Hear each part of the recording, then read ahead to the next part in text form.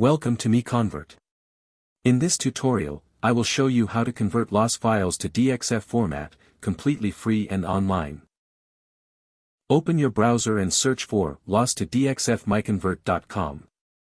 Click on the first result to go straight to the converter. You are now on the LOS to DXF converter page. The interface is clean and easy to use. Let's upload a file. Click the Choose File button. A file picker will open. Select the LOS file you want to convert, then click Open. Your file is loaded and ready.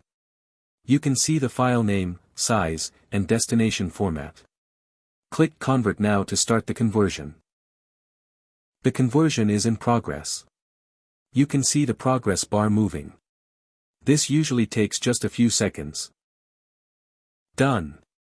Your file has been successfully converted. Click Download to save the DXF file to your computer. That's it. Visit MiConvert.com for more free conversion tools.